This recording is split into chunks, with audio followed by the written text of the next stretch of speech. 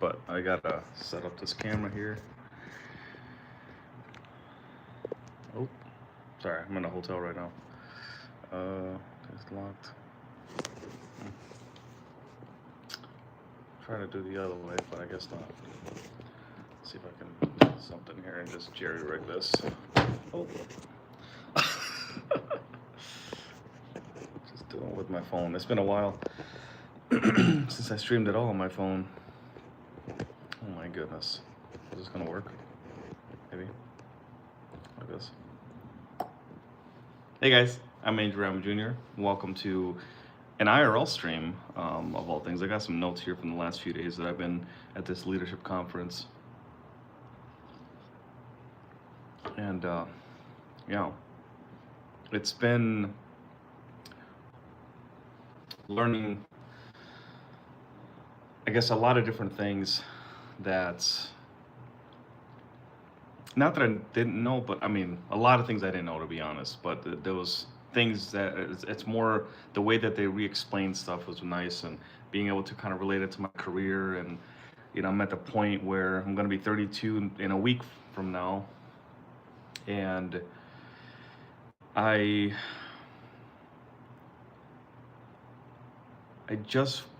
want to be in a place in my life where I am like happy going to work. And a lot of people would be like, hey, not everybody's gonna be happy going to work. And I was like, I know that. I'm not expecting to be happy every single day, but it's been so long since I felt excited to go to work. And I think a lot of people are feeling like that nowadays. And I made the decision really a couple weeks ago to start putting myself on a path that will put me where I want to be. I'm kind of tired of everybody, or certain situations and people defining on like what I should be doing next. It's like I know what I want to be doing. I want to be up in front of people, inspiring them, motivating them, giving them perspective, because that's what I'm good at. That's my natural base. That's my home base. Because I've been through the ringer. I've made my mistakes. I've been humbled by life. I mean, hundreds of times, to the point where I know that I am almost ready to take on that initiative and take on that leadership role. There's a few things that I still need to do. I know that need to learn. And part of it has to do with organizing my thoughts, organizing, my stories, organizing my experiences so that they're catered to who I'm talking to. So that, because not everybody learns the same. And I'm one of those people.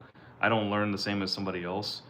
I'm a little bit more detail oriented. I want to know the process, master the process, what that process is, defining it. And then after I master that, then learning the why. That's how I teach people. That's how I train people. Whenever I get the opportunity to be in a teachable moment or leading somebody in something, tutoring them, training them on, what's expected or whatever. That's something that I just feel very comfortable in. I feel comfortable as a teacher because I was a student for so long. A leader is one who knows the way, goes the way, and shows the way. That's by John Maxwell. And that definition of what a leader is only like the tip of the iceberg. I think if you dive deeper into, leadership and what it really entails, it's not just dragging people behind you, it's pushing people in front of you. It's also motivation. It's also finding ways to inspire people to light a fire within themselves so that they can move. Kind of like a teaching the man to fish type deal, that metaphor, you give a man a fish, he'll be, hungry the next day. But if you teach him how to fish, he'll never go hungry. And that's leadership is about that. It's about learning way more than you teach. But when you do teach, it's ways for people to be double as productive. When I learned how to be a quality control technician for asphalt and aggregates and then concrete down the road, I wanted to learn from the best. I wanted to learn from the people that have done it longer than me, the people that were training me. I wanted to master what they were teaching me.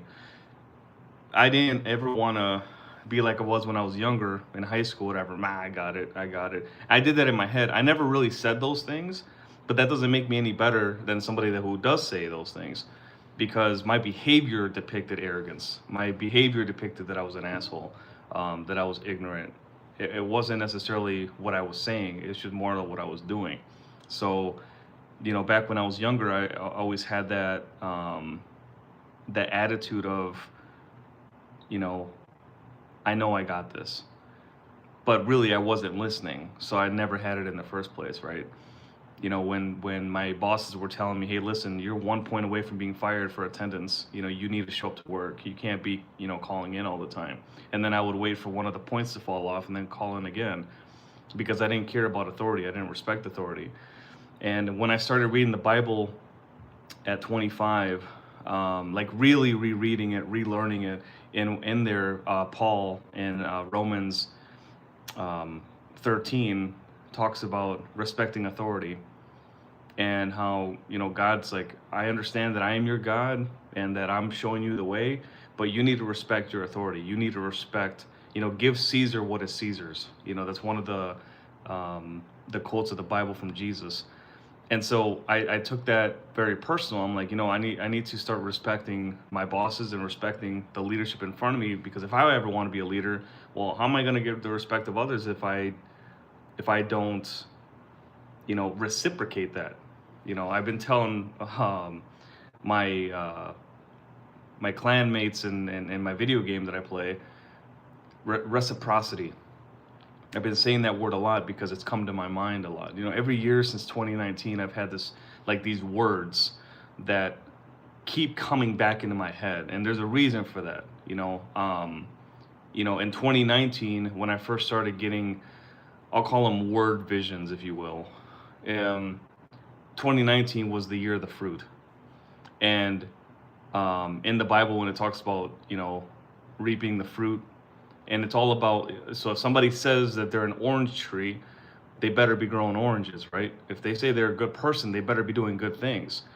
You don't want to be double tongued. You don't want to have that double speak.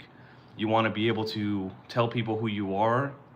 For example, in 2019, I was just back into the workforce, so I had to change how everybody viewed me, because the year before I had just been released from prison. And yeah, I got a job right after, but then I was fired because that job was discontinued. And then it was hard for me to get a job, after being released. So when I went to go get the help and went to go into construction, all these people knew my background, they knew what I did. And they looked at me. I looked different than them. Not to make it a race thing, but everybody in construction around me, at least 99% of them, are white people. So when they see a Hispanic felon, they go off of like what they see it as a stereotype. My job is to not fit that stereotype. My job is to show them who I am, and not be, first of all, my job is to not be afraid of who I am either. Because if I'm afraid of who I am, then I'm never going to be that. I'm going to stay away from things that I fear. But if I want to be successful, I can't think like that. I knew that, but I had to fight my bad habits.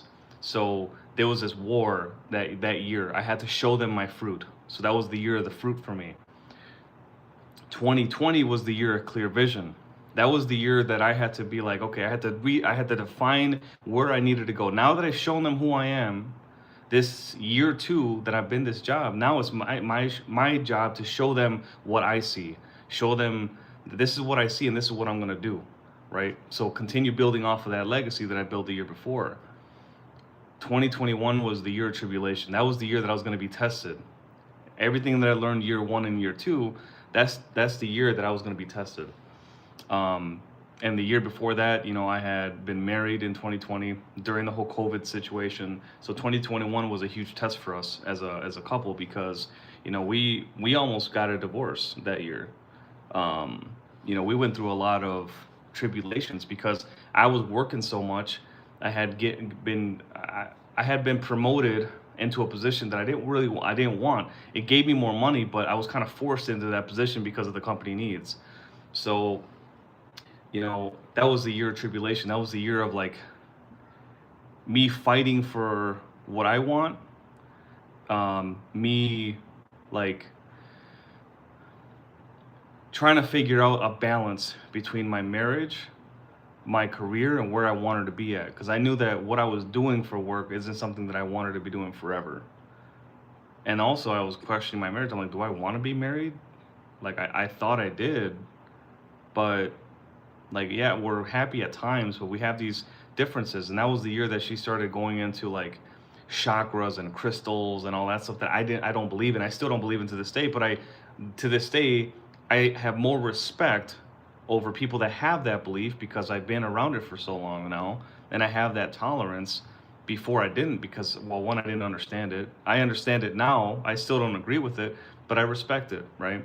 And she started, to going off doing that stuff and spending thousands of dollars a year on things that she'll never use again, which obviously you can still tell by my tone that I'm still upset about that, but I'm not holding her accountable for it, because it's not her problem that I'm upset with it, if that makes sense. Like, I take responsibility for my own feelings, right? If I kept holding it over her, we would never get over that situation. We made it through that year, and then 2022 was, I call it the year of the fig. That was the year of the fig tree for me. I ended up leaving that job and finding somewhere else to work, somewhere that was better for me, more challenging. There was a lot more opportunity for advancement, but the challenges were different. The challenges were, now, okay, you want to be a leader, we're going to give you some leadership. Are you ready for this? And that 2023 was that year for me. I had to be a leader and show this company the way forward, in one aspect of what we do, and that's asphalt, because that was my background. So since then, we've done so well on the asphalt side of things, and obviously concrete as well. Obviously, the company does all three phases of work: their concrete, aggregates, and asphalt. So I mainly focused on one of them, but I did, have a finger in all three of them, just to learn what the company does. But anyways, then last year, that was the year that I got promoted into the position that I am now, and it's one of the most challenging positions that I'd ever had, because there's freedom, there's more benefits, but with that, there's more responsibilities, there's more consequences. And consequences, that word doesn't necessarily mean bad or good. It can mean either one. Like, for example, the consequence of you going to work out every day is that you get stronger. That's a consequence. It's an effect of an action, right?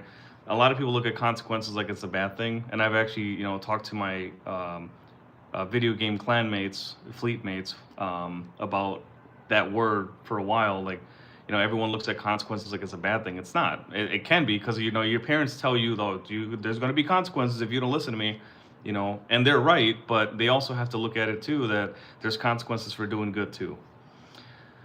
Anyways, so I had to learn that position, and it was very challenging because, as much as I'm a born leader, natural leader, there's still specific things. Like, I'm not a task person. I'm not a very good task person. Like, I don't create goals. I don't create narratives and nothing like that. I like to know people. I'm a very soft skill person. Hard skills, I'm not good with tools, because I don't have the experience with tools. But what I did have was a specific set of skills. No, I'm just kidding. No, what I did have, though, was like, I had technical experience. So, like, working as a technician, with asphalt, understanding specifications, reading a spec book, knowing what goals to hit, but they're like very specific goals that were written out already, but I've never created my own. Today and yesterday, I had some really good experiences in this conference talking about, how to set those goals. Because I remember when I was a kid, going through school every year, you have one of those teachers, one of those classes where they all right, write down the 5 goals that you have this year. Dude, I never had anything. I didn't know how to do that. My parents didn't teach me how to do that. They don't know how to do that, So that was, that was never part of my personality. It was never part of my experience. It was never part of my like toolbox. My skills was in listening and talking, listening to you, interpreting what you're saying, you know, having compassion, basically helping you take care of you, and mentoring, tutoring. Those are the type of skills that have like what my background was. So when it came to this job, I had to have quantitative data on my jobs, making sure that they're profitable. I needed to make sure that everything is accounted for, money wise. I have a much clearer picture after these last 2 days on what I need to do when I get back to work, when I get back into my job. So I feel a lot more comfortable and a lot more confident in doing what I got to do. But before, I don't have an accounting background. I'm not good with those kind of numbers. Like, I'm good with numbers, but interpreting money, following money, having that kind of accounting brain, I'd never had. I'm good with math, but like finding where those numbers come from, why they're there, why they're important, I didn't understand any of that. And to be honest, and to be fair to my colleagues that have been training me, you know, they just wanted me to learn the what. The problem is with this job though is you have to know the why too at the same time, because if you don't understand the why, then the what doesn't really matter, like to you, right? So you don't see the importance of it.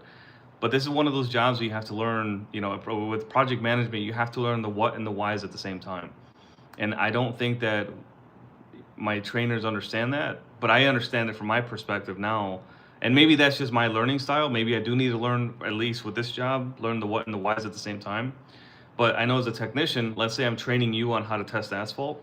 Well, you wouldn't need to know the why at all. You just need to make sure that you do A, B, C, and D, and that you get this number, or that you get a number that looks like this. That's it. And then we do that over and over again. Once you master that and you get numbers that match mine, then I'll explain to you the why. Then I'll explain to you, okay, the reason why we both got these numbers is because of this.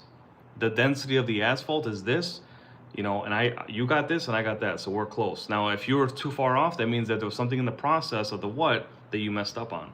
That's easy for me because that's step by step. I can do that. I can do step by step. But it had to have been laid out for me first. And that's the part of leadership that now I have to grow into, because now I got to create my own step by step. Feel me? So that's maturing in this field. I have to learn that before I can go out there and do what I love to do, and that's talk to people and inspire them. I can't do that if I'm just on stage rambling on. I have to have a step by step. I have to have a specific goal. I have to have a structure so that people can dissect it. People can remember it.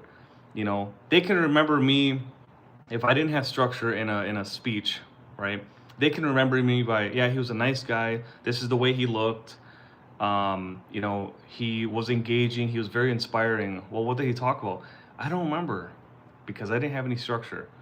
I didn't have a diagram. I didn't have, something that they can visualize, because you gotta attack somebody from three perspectives. You gotta attack their emotions, their imagination, and their inspiration. All three things. And all of that comes with diagrams, mission statements, goals, schedules, topics. Like, I'm going to cover this, this, this, and then this in that order, so that your brain can remember that order. And if I want to be a successful, talker, a successful inspirational speaker, I have to be able to do that, because that's what these guys are doing. Like, they have it all set up. They have PowerPoints and all that stuff. I don't know if I'd be big on PowerPoints. I probably do a lot more pictures than like words on a screen. But I know I got to mix it up. I know I got to be able to do that. So that's really what I've been working on. But some of the things that they talked about today that kind of resonate with me is, as a person, when you click on this screen and you see, me as an individual, there's one of two things that you're doing. You're either judging me or you're accepting me. There's no in between. The in between, if you are kind of pendulum in between, that's called stress, right? And you might have a situation in your life that you may. It's like I've experienced people that look like you, and I'm not a big fan. I'm not saying I'm racist or anything like that. I know the pattern. I've seen the pattern, and that's kind of what I was talking about. That happened to me in 2019, where like the people knew that I was a felon, and then they know that I'm Hispanic, so they put the two and two together and kind of have a label on me. Like I said, I don't look at it from a racial standpoint. I just look at it from a stereotype standpoint, a cultural standpoint. So you're either judging me or you're accepting me. There's no in between. And if you're like I said, if you're in between, you're stressing yourself out for no reason. You can choose one or the other. When you choose the path of judgment, you choose the path of like anger. You choose the path of negativity because you got to do that with everybody now, right? Because if you judge me, then you have to judge everybody else that looks like me or everybody else that is kind of like me in your mind. And if you choose the path of acceptance, then you don't take responsibility. Like you don't have to take responsibility for me, right? When you're accepting of me, whatever I do, it doesn't rub on you. It falls right off because like I've accepted you as a person. I might not like what you've done, but I accept you as a person, and that's a beautiful thing because it reduces your stress level. It's really really important. One of the questions that I've been asking myself lately too is like, where do I fit in? And not that I'm trying to fit in. You know what I'm saying? Like I'm not trying to conform per se. I just want to know, okay, so I'm this puzzle piece. That shape ain't gonna change. But where is my matching shape to go to? Right? So it's not like I'm trying to like change my shape so that I fit in. It's this is my shape, this is who I am. Where do I fit in that, realm? Where do I fit in with our company? And this is what I want to do. These are the things that I'm passionate about. Where can I do those things? Be happy, get paid for what I do, and obviously help the company move forward. That's the phase that I'm at in my life. As an almost 32-year-old. People don't believe in what they hear; they believe in what they see. I'm a believer in that because if you have faith in the Bible, faith is the conviction of things unseen. So you can have faith in somebody, but you won't believe it until you see it. Does that make sense? It's like belief and faith, they don't necessarily go hand in hand. Faith is when you don't see, and then you believe when you do, right? That's kind of how they talk about it. And obviously there's hope because now hope is in between. Like, I'll give you an example. Let's say that I tell everybody I can cure cancer with my right index finger. Okay. You have faith. You can choose to have faith that I can do that. You don't believe that I can do that until you see it, but you hope that the faith matches the belief.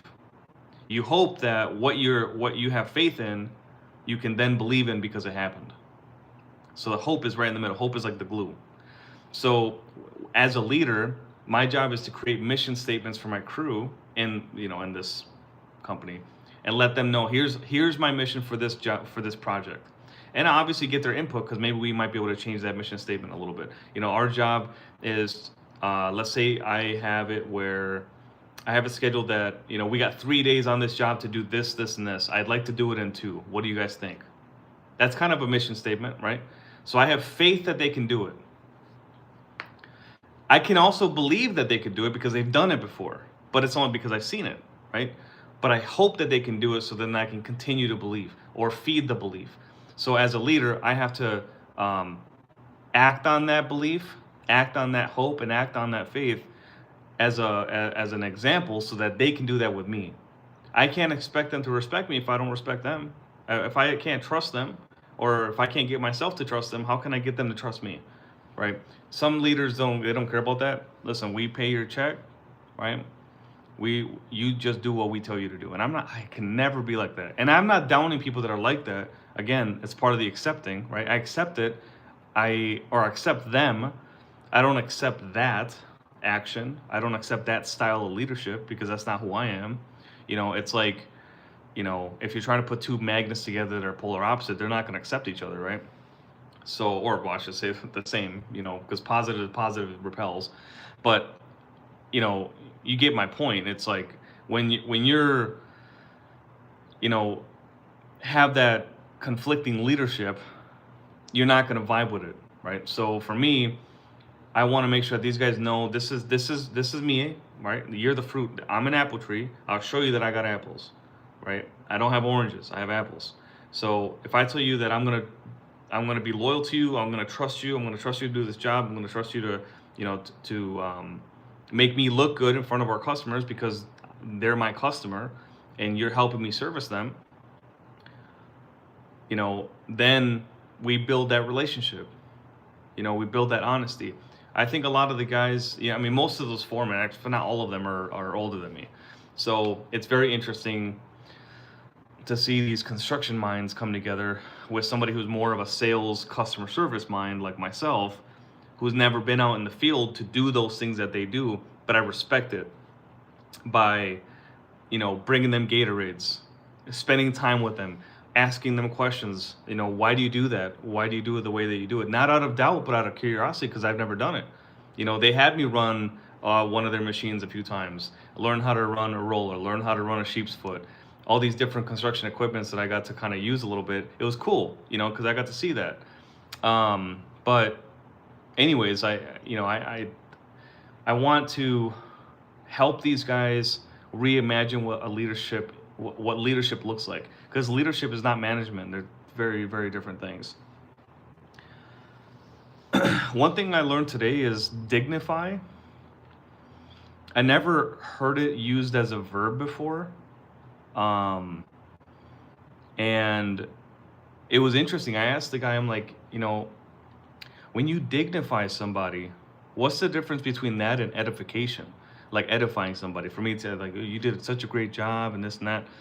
Dignifying is actually the next step. So it's not me telling you that you're a good person. It's me telling you, because you're a good person, all these nice things happen. All these different things happen because of you. That's dignification. And I'm like, holy shit, like that blew my mind, because I never once thought of that. And I told the guy, I admitted, I'm like, I have never heard anyone talk like that before, or use that word in that context. So what's the difference between? Because I'm very good at edifying, but dignifying, I can't say. I mean, I can value a person, which is similar, and I can show them what their value is. But dignification is like that deeper meaning. That, like, I'll give you an example. One example that he talked about was he was helping a team of people. They were superintendents for a job, and all of them were disagreeing on what to do. And he got in front of them and said, "Listen, we need to." He was hired in as a contractor to help these guys out, right? It was like a consultant. And one of the leaders goes like, "Listen, I need your help because all these superintendents are fighting, and I don't know what to do." So what he ended up doing was going there and helping them dignify each other. And they had no idea what that meant. I wouldn't have any idea where to start. So then he showed them what it means. Dignification is acknowledging the person, and edification is acknowledging the action. So if you did something nice for me, I was like, I really appreciate you giving me a gift for my birthday. Okay. Dignification is I appreciate you for thinking of me. Right? So they're similar, but again, dignification is like the next step. How to dignify somebody is the next step. Something that you can do in your life is, go up to somebody that you really care about and say, I value everything that you have done in my life. That's edification. And then dignifying it would be, you mean a lot to me because these are the things that you brought to my life. Right? You brought these here. And these blessings came from you. So that for me just like completely changed the way I will definitely view my one-on-one sessions when I do it with my friends and whatnot, and really tell them the things that I really value about them, not necessarily what they do. And I think the world would be a much better place if we learn how to do that, learn how to master it. But part of it has to do with vulnerability. That's another word that I've been spitting all over the last year, is being more vulnerable. Vulnerability is not a weakness, it's a strength. Now, it depends on how you use that word, because if you got a vulnerable spot in a building, that means that there's a structural integrity problem there. But as a person, vulnerability can be a weakness if you allow it to be. And I'll let you sit on that for a second, because it's very powerful. There are some people that you might think, oh, they cry too much, or they're emotionally unstable because one day they'll be this and one day they'll be that. That can be a vulnerability, a weakness, in contrast to what they could be doing, in contrast to what they how they could be behaving. But it also depends on where they want to go. Do they want to be vulnerable like that? Do they want to continue being emotional like that? Is that something that's giving them fruit? Then really, is it really a vulnerability, or is it a strength? Do they get what they want? Do they get what they need? If they do, then it's not really a vulnerability. I'll give you an example. A few weeks ago, I cried on my wife's shoulder. I had a lot of stress going on, and I just kind of let it out. I'm kind of like a gradual, like I gradually get to that part of my life, or excuse me, that phase of my emotions. Like it takes me a while to get there. I think I was talking for like half an hour. I don't remember, and then all of a sudden I started crying. That kind of reminds me of my first time ever seeing a mental health professional, and we had an hour, and on like the 55th minute I started crying and talking about like what happened to me when I was 7, and some things that were really traumatic in my life that were very painful. They're painful to this day, but I'm proud of them because I use them as a sword. I use them as a sword to cut through lies and help me remember like why I'm here and why I made it this far. So I don't look at it as a vulnerability. But anyways, I go, talking about my, crying in front of my wife. My wife never looks at that as a weakness. I think if I did it too much, then probably it's like you got some things going on, right? But I don't do it often, and I decided to be vulnerable in that moment, allow her to do her job, which is to be there for me, just like I'm there for her. And we built trust like that. So I got what I wanted and I got what I needed. So that vulnerability wasn't a weakness. But again, vulnerability can turn into a weakness if you allow yourself to be vulnerable too much and there's no balance.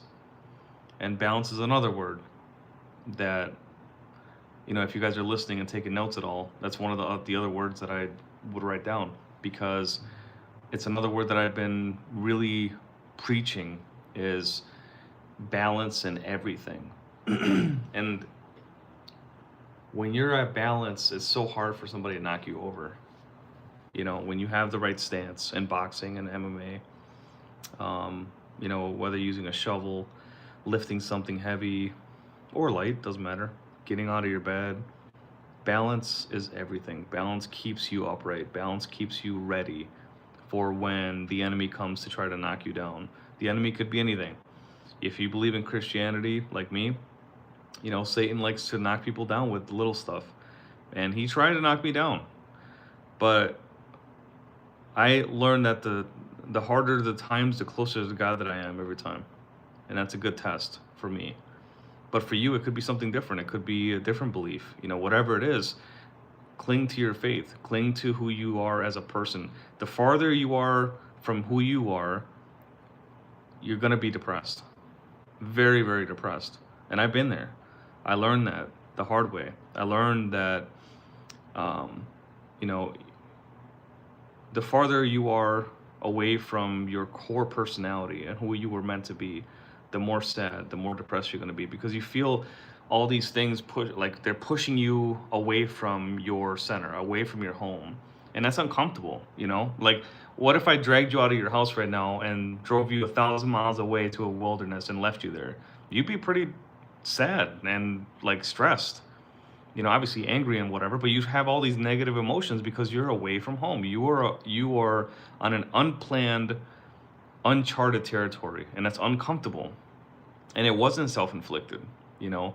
And some of the positive self-inflicted versions of that would be like, you know, you going off to college and doing something that's uncomfortable. Like what would be comfortable for you is staying home, you know, or staying near, you know, your home area, right?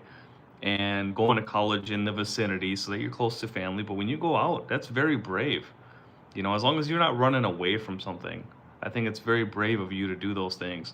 But it's very difficult. It's very uncomfortable. Um, uh, any chance that I get to talk in front of a lot of people, and not just on the screen, because this is different, you know, streaming is different for me, but like in front of people, any chance that I get, I take it, because I know one day I'm gonna have to do those things. 'Cause that's what I really would love to do. That's like my dream job, and I'm not even kidding about that. I've always thought of that. Um, I want to get really candid with my experience and be very naked with the truth, regardless of judgment. You know, because we just talked about judging or accepting. You're either going to do one or the other, right? I don't care about that.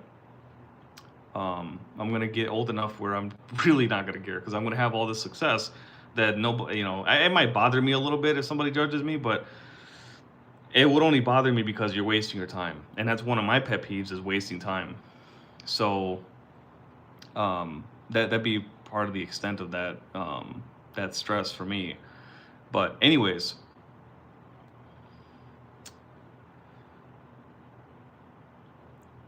if you have issues with um,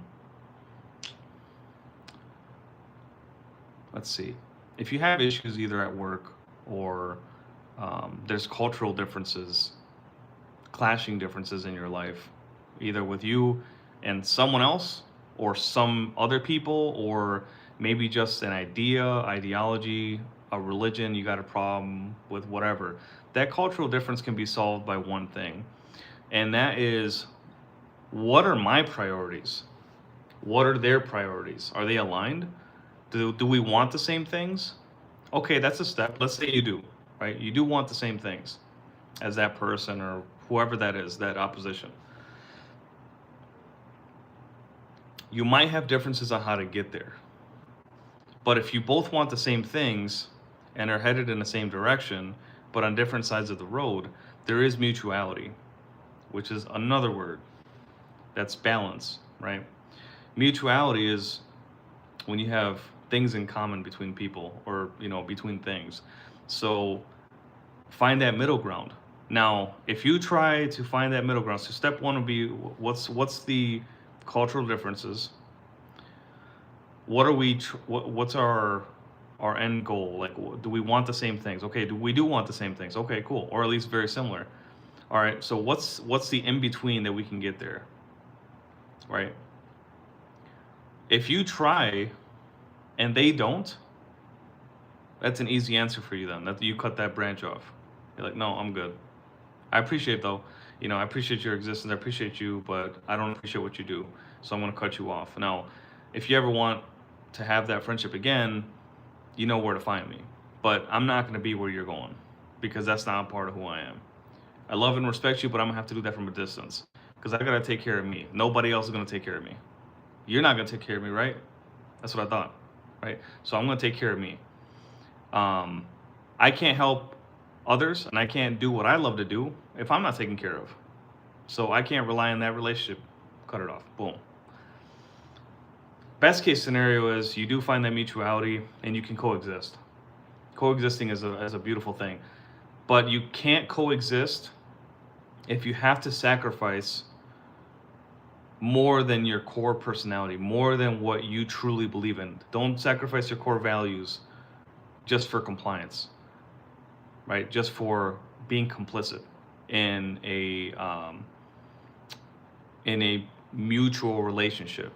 When you're really not like, when you got to give up part of your core self, you lose a part of yourself. And what did I say? When you're far away from yourself, you become depressed. That's why some people that have relationships that we call them toxic relationships now, is one person, so they both give a part of themselves away to be together. The problem is it's never equal, because what you gave up might be worth more to you than what they gave up is worth to them. That's powerful shit. And you gotta be ready to be like, don't even give any of your core values to anyone. I will never ask my wife to take part of who she is as her core, change it and replace it with something else. I can't do that. Don't get me wrong, I tried when I was younger, when we were dating, we weren't married at the time. I tried that. I tried to change her into a better Christian girl or whatever, but I wasn't even following it anyway. I wasn't really doing what I was supposed to be doing. So I was a horrible example. So we got into a lot of fights because it was one of those "I'm more righteous than thou" BS arguments that I always had. And that's BS. It really is. She had to put up with a lot of that righteous bullshit. And I put her through a lot. So what I went through, I was supposed to go through to kind of shed all that BS out and really look at her for who she is, and then marry her 2 years later, because I wasn't ready at the time. We had been dating for 5 years, got locked up for a year, got out. For about 2 years, I worked my ass off to earn her trust back, to earn my family's trust back, to rebuild legacy. I proposed. We got married the year after that. And yeah, we've been together ever since. But, this year is going to be 14 years that we've been together. And I've learned a lot.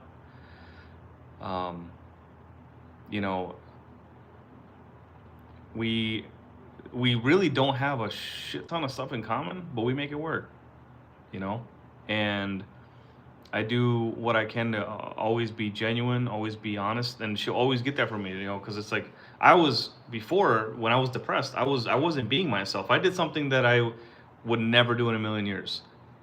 Like my personality would never allow it. But I was so far away from my core personality. I was so depressed that I just kept making excuses. And the two words that really killed me was "fuck it." That's the two words that killed me, that killed who I was as a person. Because I would never say that.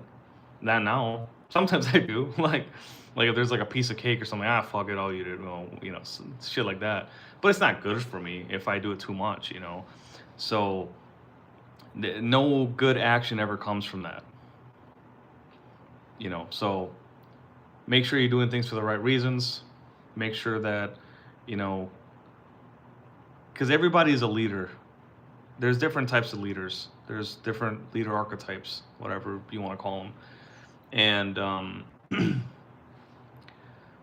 I got to take a test tomorrow as to, I guess, what my leadership style is. They call them leadership qualities. There's like 56 of them or something like that.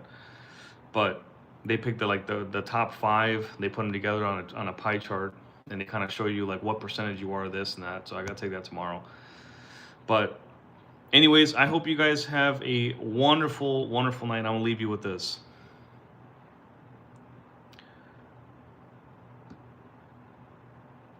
I am going to live my life from here on out to make that 7-year-old proud. Because I went through so much trauma as a kid. And I'm not trying to be a victim. I mean, I was at one point, I guess. And I have a hard time saying that because, I don't want to make excuses for the bad things that I've done. But my therapist told me this. She told me that I have to acknowledge the pain that I went through, acknowledge who was at fault, that I wasn't at fault. I was only at fault for the things that I reacted to, not the things that were done to me, right? I had to take accountability for the things that I did, not the things that were done to me. Once I did that, I had to look back at the last time I was really, really happy. And live my life to make that little boy proud. That if I could go back in time and show him the things that I would accomplish because of all the pain that he's going through,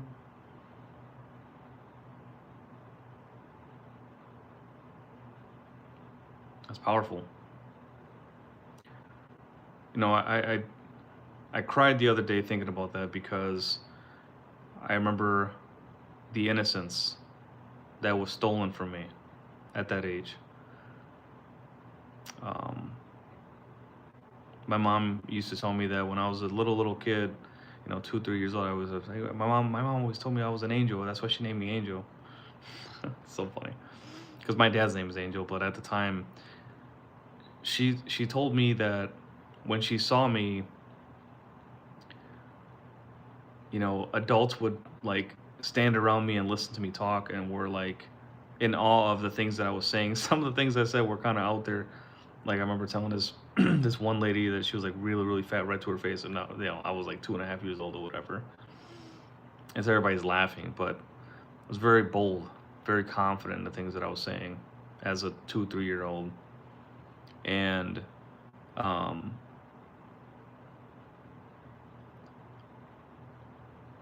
when that kid moved to Green Bay, you know, moved away from, didn't understand what was happening, but you know, myself, my two brothers, we moved, packed up and moved, you know, from one country to another, went from Puerto Rico to Green Bay, Wisconsin.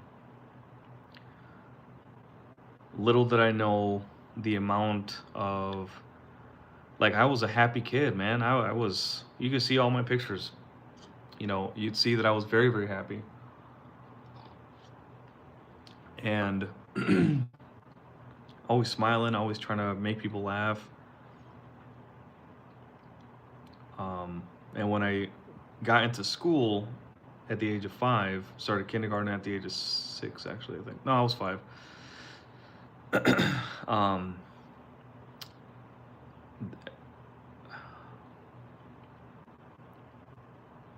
I didn't know the struggle that I would face because of either the color of my skin, my language, how I looked, how I behaved. You know, people would alienate me all the time. You know, and it wasn't all the time. It was often enough that it did kind of start to affect me and how I viewed people. But when I turned 7, I'm not gonna say on YouTube what happened to me, but it was at school, and some people might use their imagination, but for me, like, I was forced to view the world differently at that age, and it sucks because you're kind of a sponge, you know. I got some friends that are mothers, I got some friends that are fathers, and they'll tell you that the kids are like sponge, they absorb everything. And I remember feeling embarrassed because I was a boy and I let certain things happen. You know, and at 7 years old, I remember this feeling even to this day. This is fucking 24 years ago now. But I remember like not wanting to tell my parents because I figured they would get mad at me. And that shame of like, oh, okay, like they wouldn't believe me or whatever because again, I'm a boy. And it's weird that at 7 I knew that. Like I had that knowledge that like the world, when things happen to guys, the world doesn't really give a shit. You know, it's weird. I don't know why I had that in my head, but I did. And I never said anything. And when I got out of prison and I talked to my parents about what happened, they kind of were just like, oh, okay. And I don't laugh because it was so incredulous. I was just looking at him like, I thought you guys would care like that. They're like, oh yeah, it happened to us too. Like it's normal. My dad said, yeah, it happened to me when I was 11. And then my mom was like, yeah, it happened to me when I was 9. I was like, what are we like? And then I started to understand them more, and they started to understand me more. And then I started to really do my research, right? But I remember my seventh grade, or excuse me, my second grade uh, school picture, and I picture that kid, and I look at me now, and I obviously don't recognize me. I'm not 7 anymore, right? Um, but I think of him every single day. I think of the things he's going to go through, the mean things people will say to him, the mean things he will say in retaliation, um, the trouble he'd get into, the girlfriends he'd date, graduating, nobody clapped.